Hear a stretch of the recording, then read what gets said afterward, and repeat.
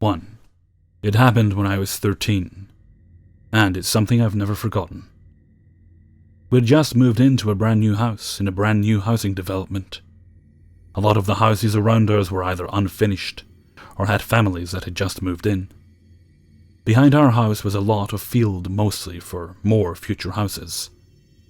We lived in a fairly safe small city, and the housing development was very quiet, so for the first few years we lived there, we never bothered to lock the doors.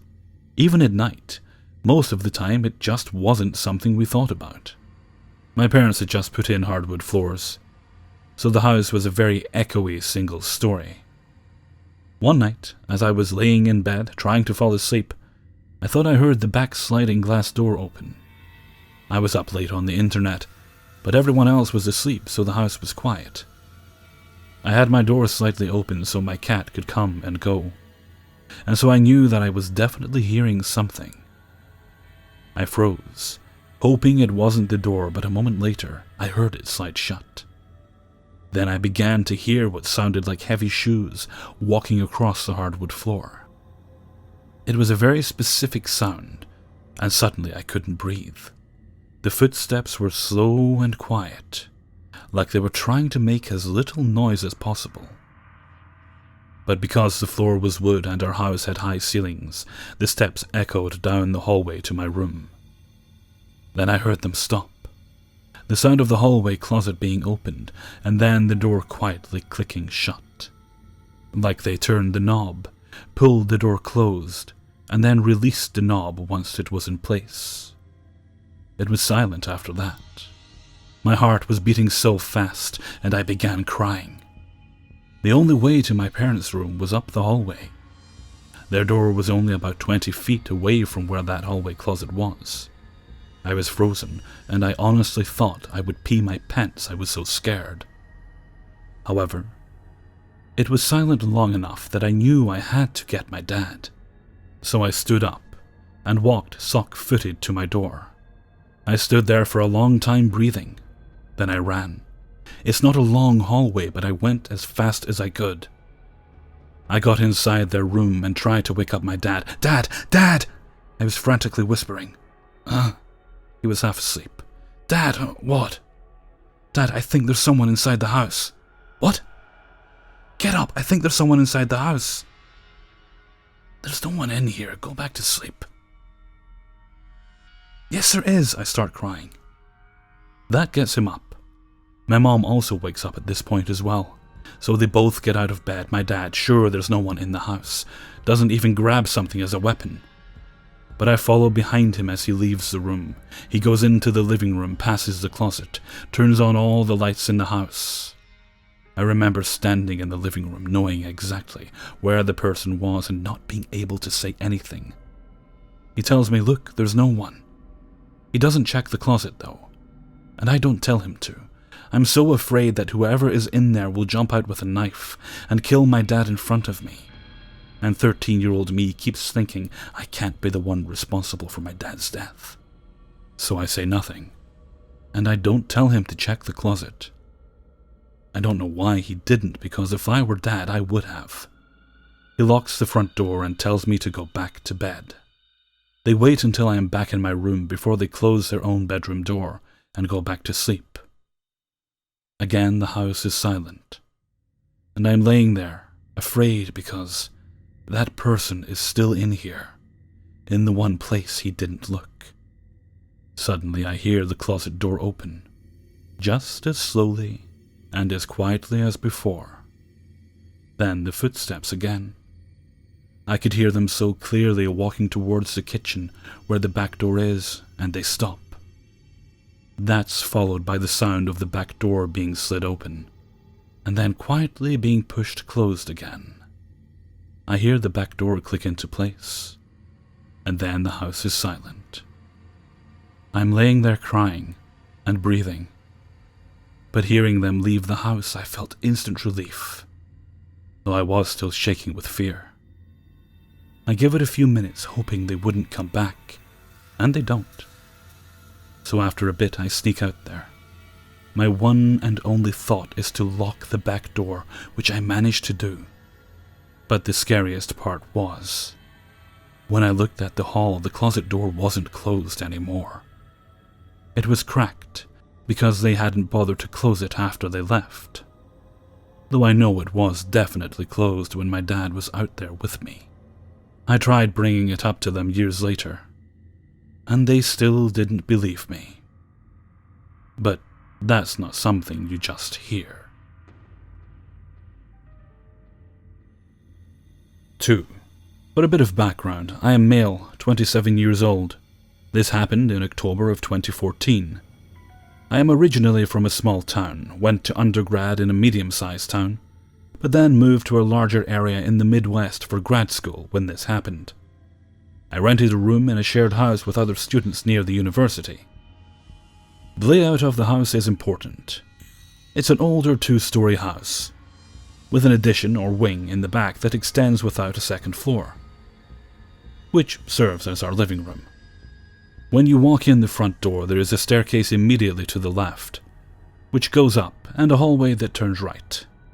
In the hall, the bedroom is to the left, my room at the end of the hall on the left, and 2 rooms on the right side of the hall. At the time, I had 3 roommates, a girl that lived across the hall and a guy that lived in the other room upstairs, and a guy downstairs. They were all from within state, so they were usually gone on the weekends. On the night in question, I had been dating my girlfriend for a little over a month. It was a Saturday night, and I had picked her up in my car. We went out and had a few drinks, and then we took an Uber to my house because I didn't feel comfortable driving. We got to my house and immediately went upstairs to my room. I was the only one in the house, and completely forgot to turn on the light in the back patio. After an intimate time, my girlfriend and I fell asleep. I'm a pretty heavy sleeper, but my girlfriend is not, and she nudged me awake to tell me she heard some noise coming from outside. I told her it was probably some drunk people walking by, since I lived close to campus where students lived, or a raccoon of some sort. She seemed satisfied with the answer, and I tried to get back to sleep. Just then I heard another noise coming from the back of my house, and sounded differently than people walking by. I got out of bed and walked to one of my windows, which faced the back of the house, directly on top of the living room roof. I had the blinds down and curtains, but I peeked from a corner and looked outside. My slight buzz and drowsiness immediately went away, and my heart raced like crazy. After I looked outside, I saw the silhouette of a person climb onto the roof of the living room to my house. My girlfriend saw my reaction and asked, "What is it?" I immediately told her to take the phone and go into Jessica's room across the hall, and lock the door and call the 911 because there was an intruder on the roof of my house. Luckily, Jessica was gone almost every weekend, and had the bad habit of leaving the door to her room unlocked. My girlfriend did as I told her, while I slipped on my shoes wearing only gym shorts. I grabbed the sharp serrated knife I had on my desk after eating dinner the night before, and stood next to the window with my back against the wall and listened closely. I could hear the next person walk along the roof, barely feeling his footsteps on the roof. Then I heard some noise and could tell he was fidgeting with the bathroom window, which is right next to my room. Luckily, the window was locked. I tiptoed outside my room to the hall, waiting to attack if he broke the window, knowing I had to protect my girlfriend, who was in the locked room across the hall. I stopped hearing the noise coming from the bathroom window, and then started hearing a similar noise coming from my window, the one I was just standing next to. I quickly walked up and stood with my back to the wall, next to the window, my heart pounding. I grabbed the knife tightly in my hand, waiting to hear glass breaking, mentally rehearsing what I would do if he tried to break the window to unlock my window. I was going to slash at his wrist, hoping to cut a vein. But if he was wearing a heavy coat, I would impale his hand, barely being able to see in the darkness, the only light being a shimmer of light coming from my other window, which faced the other side of the house. All of this occurred in just a few seconds. but then I realized that maybe I could scare the intruder away and avoid a confrontation. I took a deep breath and yelled, "I have a gun. Come inside and I will fucking shoot you."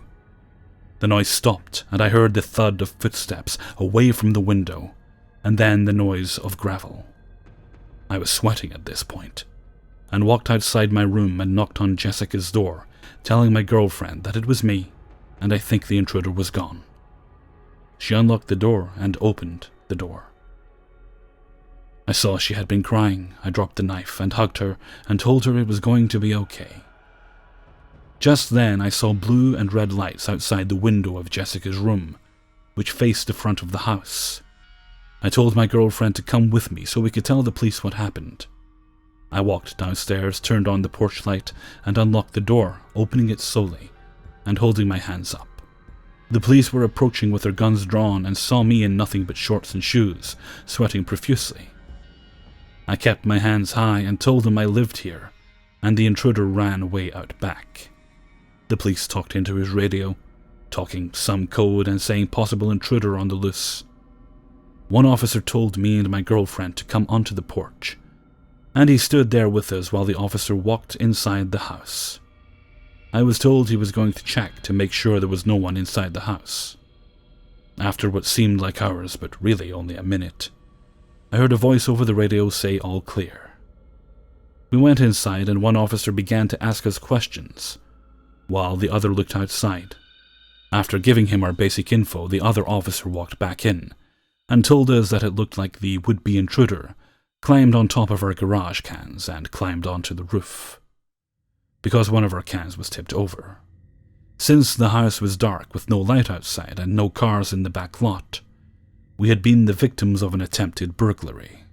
I asked the officer if there was any weapons or anything that might have been left behind, and he said no, that it is unlikely the intruder had wanted to harm anyone, as there had been a series of break-ins during the last several weeks around campus, with intruders mainly taking prescription drugs. He advised me to get a better weapon than a steak knife, and to keep lights on inside the house, keep windows locked, and install outdoor lights, in case someone tried again, and call if I heard or saw anything suspicious. I asked if he would fingerprint the window, but he said no, because nothing had been taken and no one harmed, and at most burglaries, the intruders had used gloves. The police told me there were units searching the neighborhood, but it is unlikely they would find anyone since I didn't get a description of the person, only seeing a silhouette. Needless to say, my girlfriend and I didn't get much sleep that night. The next day I called my landlord and told him what happened. The following day he had a brighter light installed on our back patio that turned on when it got dark automatically, and a motion sensor outside the window upstairs that shines brightly if anyone stands on the roof of the living room. Not content with just threatening a burglar with a knife, I went out and bought a gun, and now keep it in a drawer on my bedside table. So late-night burglar who I was ready to stab, let's not meet. 3. Okay, let me start off by saying that I am not a street-smart person, or I wasn't back several years ago when this occurred. I've always been pretty naive and trusting, sadly, which has landed me in some pretty crappy situations, but this one was by far the scariest. So I had just recently gone through a really shitty, bitter, horrible breakup with my boyfriend, and found myself living alone after he packed his bags and left. I didn't really know many people in the area, and so tended to turn to the internet to pass the time. Long story short, I started chatting to a guy, let's call him John, and we started hitting it off, and it turned out he lived really near me. And by really near me, I mean like probably a half-hour walk away. So we decided to meet up the next day and see how it went. I phoned my friend, let's call her Anne. Anne is infinitely wiser and more cynical than I, and told her what the plan was. She insisted she come with me, as I didn't know this guy, and he could be an axe-murderer, blah blah. So the next day, Anne and I met with John at around lunchtime in a local pub. It was midsummer, so we sat outside in the beer garden. It was pretty busy, despite it being lunchtime, and this place was right next to a busy road, so there was nothing to worry about, right? Well, we get some food and a beer, and we are all chatting, and it's going pretty well. We are all hitting it off and having a laugh. We are taking turns to go to the bar to get around. I don't know if this is a term outside of England, where one person buys drinks for the whole group. Then later the next person goes and does the same, so on and so on. So the day is turning into the afternoon, which is turning into the evening.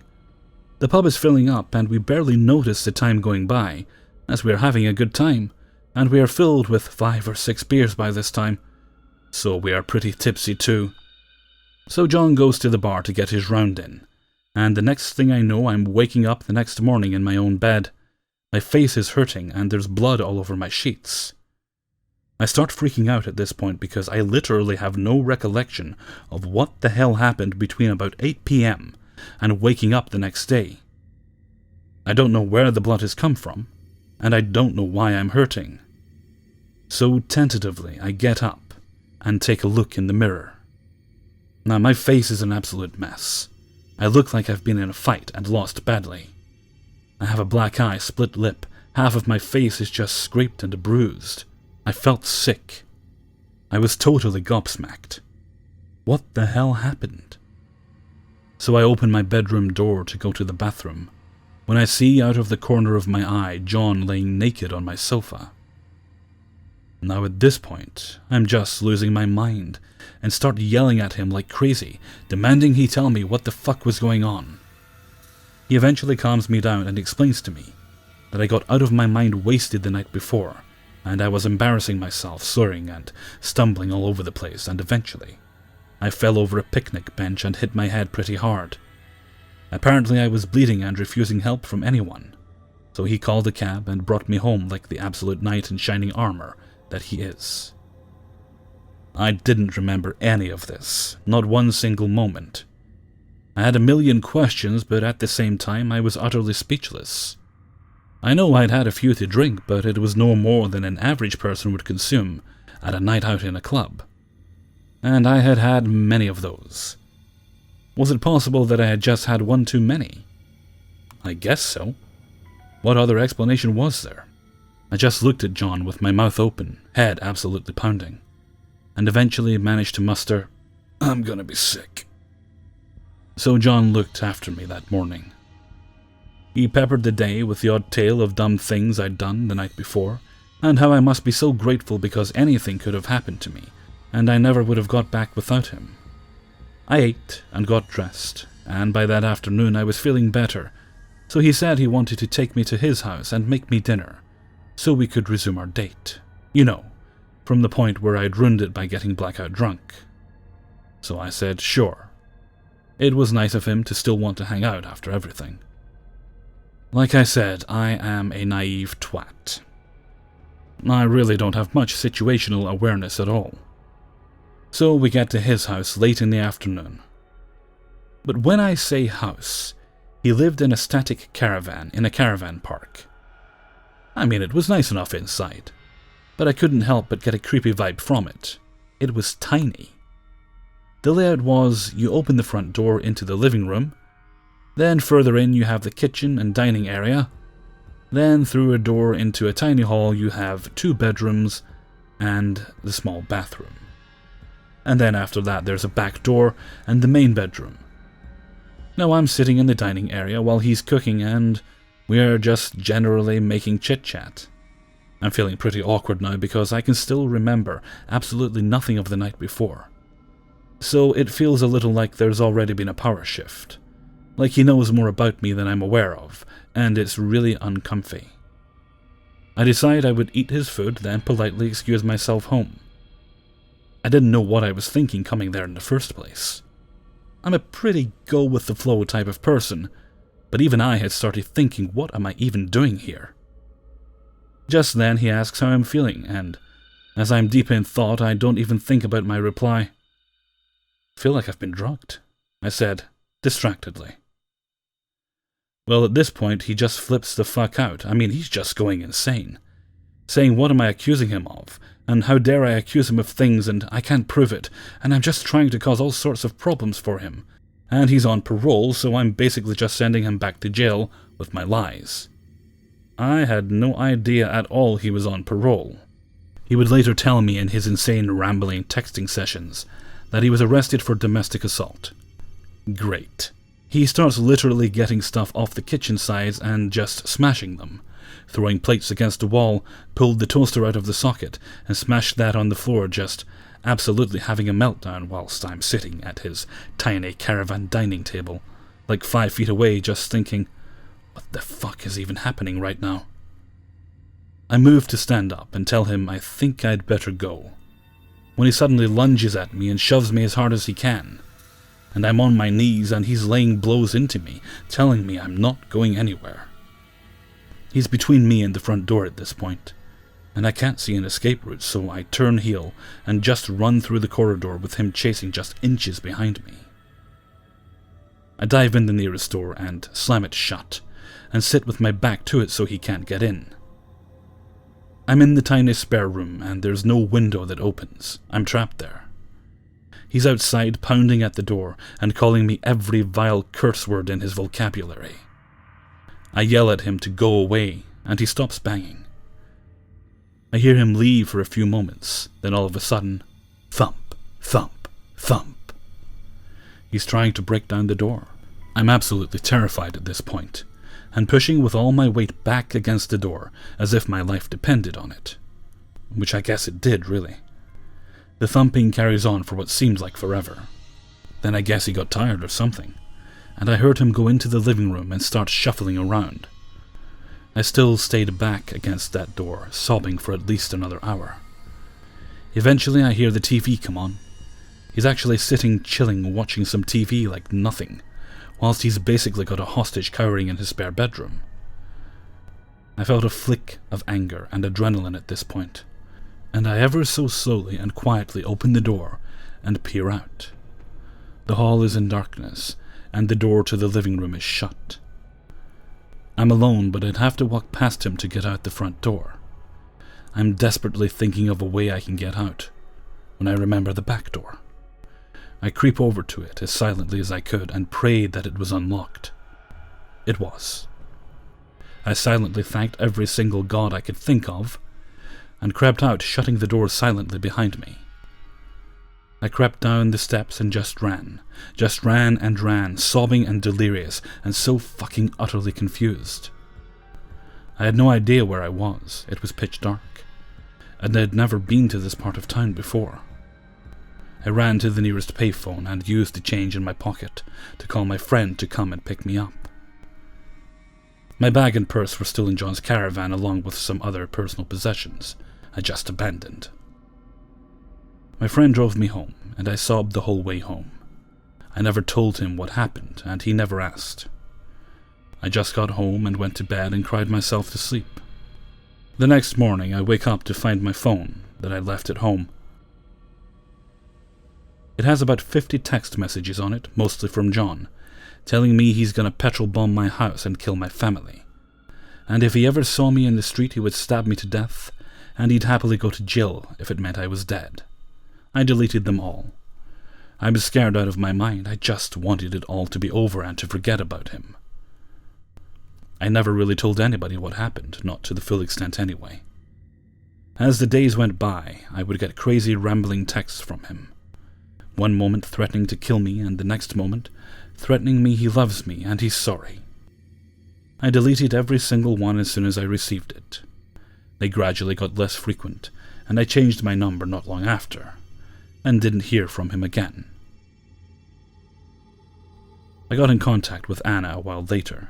Turns out she has no memory from about 8 p.m. that night, and her boyfriend had an incoherent voice message from her, just babbling and screaming and crying. He picked her up, wandering bewildered around a nearby housing estate. I know we should have gone to the police. I know I should have told somebody. I know there is a million things I could have done. But I just wanted it to be over.